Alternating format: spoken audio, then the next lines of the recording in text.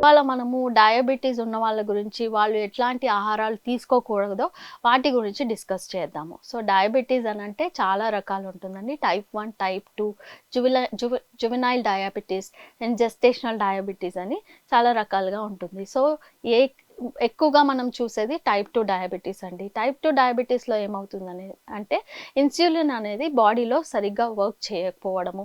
మన ప్యాంక్రియాస్ అనేది ఇన్సులిన్‌ని పెంపొందించినా కానీ అది మన బాడీలో సరిగ్గా ప్రాపర్‌గా ఫంక్షనింగ్ చేయకపోవడము. దీనివల్ల టైప్ 2 డయాబెటీస్ అనేది వస్తుంది. సో, దీనికి కారణాలు అనేకమండి. ఒకటి లైఫ్ స్టైల్ డిజార్డర్స్ అని చెప్పొచ్చు. ఒకటి ఫిజికల్ యాక్టివిటీ లేకపోవడం అని చెప్పొచ్చు. లేదు అంటే ఎక్కువ స్ట్రెస్ తీసుకోవడం వల్ల అని చెప్పొచ్చు. లేదు అంటే హెరిడిటరీ అంటే పేరెంట్స్‌కి ఉన్నట్టయితే వాళ్ళు జాగ్రత్త పడకపోతే పిల్లలకు కూడా వచ్చే ఛాన్సెస్ ఉంటుంది.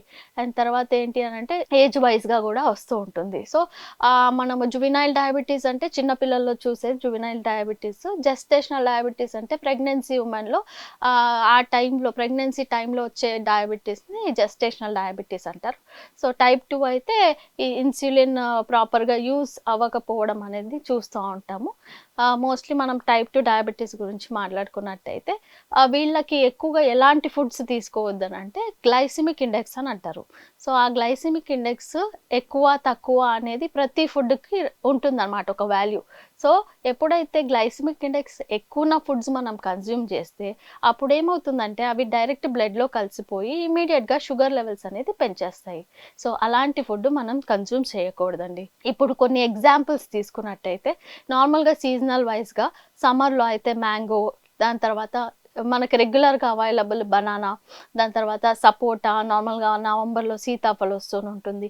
సో, ఈ 4 ఫ్రూట్స్‌తో కొంచెం జాగ్రత్తగా ఉండాలి. ఎక్కువ ఏదైనా అతిగా తిన్నట్టయితే ఆటోమేటికల్లీ మీ బ్లడ్ షుగర్ లెవెల్స్ అనేవి డిఫరెన్షియేషన్ కనిపిస్తా ఉంటాయి. సో, మనకి హెచ్‌బీఏవన్సీ అని అంటారు. సో, మన బ్లడ్‌లో ఎంత షుగర్స్ అనేవి ఉన్నాయో తెలుసుకోవాలి అనంటే ఒక 3 మంత్స్‌కి ఒకసారి ఈ టెస్ట్ అనేది చేస్తారు. సో, ఈ టెస్ట్‌లో ఎప్పుడైతే వాల్యూ 5.6 కంటే ఎక్కువ ఉంది అనంటే మీరు ప్రీ డయాబెటిక్ కిందకొస్తారు. ప్రీ డయాబెటిక్ అంటే డయాబెటిస్ ఇంకా మీరు ఎక్సెస్‌గా తిన్నట్టయితే డయాబెటిస్ వస్తుంది అని అర్థం అనమాట.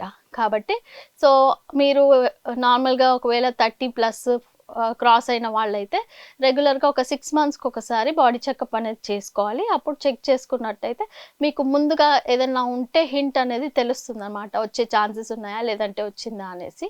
సో, దాని ప్రకారంగా మీరు డైట్ అనేది ఫాలో అవ్వాలి. సో, ఇప్పుడు మనము తినకోండి మాట్లాడుకున్నాం గదా! 4 ఫ్రూట్స్ గురించి. అట్లాగే మనం తినే రెగ్యులర్‌గా డైట్ తింటుంటాం కదా! అంటే డైట్ కాకపోయినా రెగ్యులర్‌గా మనం మీల్స్ తింటూ ఉంటాం గదా! సో, ప్రతి సౌత్ ఇండియన్ మీల్‌లో మెయిన్ కోర్స్‌లో వచ్చేసి రైస్ అనేది చాలా కంపల్సరీ. సో, ముందు నుంచున్న అలవాటు. కాకపోతే ఎప్పుడైతే డయాబెటీస్ అంటున్నామో అప్పుడు ఆటోమేటికల్లీ ఆ వైట్ రైస్ అనేది కట్ డౌన్ చేయాలి. నార్మల్‌గా మనకి డేలో 3 మీల్స్ ఉంటాయి. Breakfast, lunch, dinner. సో, బ్రేక్‌ఫాస్ట్‌లో మనము రైస్ ఫ్లోర్ యూజ్ చేస్తూ ఉంటాము. లేదు మధ్యాహ్నం రైస్ తింటూ ఉంటాము. అలాగే నైట్ ఏదన్నా రైస్ ఐటెమ్స్ చేసుకొని తింటూ ఉంటాము. సో, ప్రతి మీల్‌లో ఏమవుతుంది అంటే ఈ రైస్ అనేది తెలియకుండానే ఇన్‌కార్పొరేట్ అవుతుంది. సో, ఎప్పుడైతే ఇలా అవుతుందో బాడీలో మనకు తెలియకుండానే చాలా చేంజెస్ అవుతా ఉంటాయి. సో, మనము తిన్నా కానీ ఏంటంటే దాన్ని ఖర్చు చేయకపోతే దానికి ఏమి ఉపయోగం ఉండదు. తర్వాత ఎక్కువ మనము డయాబెటీస్ ఉన్నవాళ్ళు ఎంత క్వాంటిటీలో ఏది తీసుకోవాలంటే ఎక్కువ ప్రోటీను, అంతకంటే ఎక్కువ ఫైబర్ ఈ 2 అనేది తీసుకోవాలి. కార్బోహైడ్రేట్స్ అంటే కార్బోహైడ్రేట్స్ 2 రకాలుంటాయండి. ఒకటి సింపుల్ కార్బోహైడ్రేట్స్ అంటారు. ఇంకొకటేమో కాంప్లెక్స్ కార్బోహైడ్రేట్స్ అంటారు. సో, సింపుల్ కార్బోహైడ్రేట్స్ ఏంటి అంటే మన వైట్ రైస్ ఏదైతే ఉంటుందో, వైట్ ఫామ్‌లో ఏదైతే పౌడర్డ్ ఫామ్ అంటే బియ్యపు పిండి గాని, లేదు అనంటే మైదా కానీ, సో, ఇవేంటి అనంటే ఈ వైట్ ఫామ్‌లో ఉన్నవి ప్రాసెస్డ్ ఫుడ్ అనమాట. అంటే ఎ గింజని మనం పొడి పదార్థంగా చేసినప్పుడు దాని విలువ అనేది చాలా తగ్గిపోతుంటదనమాట. దాంట్లో ఉన్న పీచు పదార్థం అనేది మనం కంప్లీట్‌గా రిమూవ్ చేసేసి వాడుతా ఉంటాము. సో, దానివల్ల మనకి షుగర్స్, క్యాలరీస్ తప్ప అంతకి మించి ఇంకేమి రావు. కాబట్టి వాళ్ళ డయాబెటిక్ వాళ్ళ ప్లేటింగ్ ఎట్లా ఉండాలి అనంటే కొంచెం ప్రోటీన్ అంటే బాయిల్డ్ ఎగ్ లేదు అంటే బాయిల్డ్ చికెను, ఆ తర్వాత సాలడు, వచ్చేసి మన కీరా, క్యారెట్, ఆనియన్, ఇంకా మీకు ఇష్టమైన ఏవైనా వెజిటబుల్స్ కట్ చేసుకొని ఒక బౌల్, దాంతో పాటు రైస్ ప్లేస్లో కినోవా కానీ, లేదు అంటే చిరుధాన్యాలు కానీ, లేదు అంటే గోధుమ రవ్వ కానీ, లేదు అంటే జొన్న రవ్వ కానీ, సో ఇవన్నీ ఇన్కార్పొరేట్ చేసుకుంటే ఒక ప్లేటింగ్ అనేది అవుతుంది. ఇక్కడ సాలెడ్ అనేది ఫైబర్ అందిస్తుంది, దాని తర్వాత మనకి ప్రోటీన్ వచ్చేసి నాన్ వెజ్లో ఉంటుంది, అండ్ తర్వాత మనము ఏదైతే కినోవా తీసుకుంటున్నామో ఇవి కాంప్లెక్స్ కార్బోహైడ్రేట్స్ కిందకి వస్తాయి. దాంతోపాటు వాళ్ళకి ఊరికి ఫ్రీక్వెంట్ యూరినేషన్ అనేది కండిషన్ ఉంటుంది కాబట్టి, సో వాళ్ళ బాడీలో కూడా డీహైడ్రేషన్ అనేది కనిపిస్తూ ఉంటుంది. దీనికోసము ప్రతి మీల్లో ఒక గ్లాసు మజ్జిగ తాగడము వాళ్ళకి ఇంపార్టెంట్. ఇంకా మనకి కూరగాయలు గురించి మాట్లాడుకుంటే పొటాటో అనేది వాళ్ళు ఎక్కువ కన్జ్యూమ్ చేయకూడదు.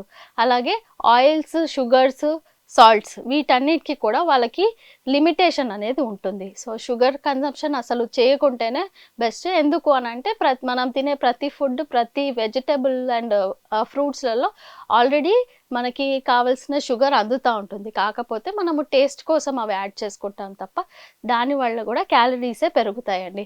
సో మనం గ్లైసిమిక్ ఇండెక్స్ అని మాట్లాడుకున్నాం కదా, సో ఇప్పుడు ఈ పొటాటో అని మాట్లాడినాం కదా, దాంట్లో కూడా గ్లైసిమిక్ ఇండెక్స్ ఎక్కువ ఉంటుంది. సో మనం తినగానే ఇమీడియట్గా బ్లడ్లో కలిసిపోతుంది అనమాట ఎక్కువ.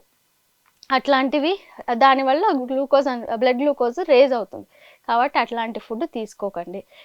ఇవే కాకుండా మనకి కార్బోనేటెడ్ బెవరేజెస్ నార్మల్గా ఏ ఫంక్షన్కి వెళ్ళినా కానీ first Thums Up, cool drinks, Sprite ఇట్లాంటివి చాలా కార్బోనేటెడ్ బెవరేజెస్ అనేది దొరుకుతుంటాయి, వాళ్ళు ఇస్తూ ఉంటారు. కాకపోతే కొంచెం కాన్షియస్గా ఉండండి తీసుకున్నప్పుడు. మీరు కావాలి అని అంటే ప్యాకేజ్ పైన దానికి కూడా న్యూట్రిటివ్ వాల్యూ అని ఉంటుంది. ఆ న్యూట్రిటివ్ వాల్యూ టేబుల్ అనేది చెక్ చేయండి. సో దాంట్లో మీకు ఏం అందుతున్నాయో తెలుస్తుంది అసలు. సో అది మీకు అవసరమా అని ఆలోచించి తీసుకోండి ఎప్పుడైనా కానీ. ఆ తర్వాత ఐస్ క్రీమ్స్, స్వీట్స్ అనేవి ఫంక్షన్ అయితే కంపల్సరీ అయిపోయాయి ఈ జనరేషన్లో. సో కాకపోతే ఐస్ క్రీమ్ కూడా సేమ్ అండి, క్యాలరీ డెన్స్. మనకి స్వీట్స్ కూడా షుగర్ సిరప్ లేని ఒక స్వీట్ అనేది ఫామ్ అవ్వదండి.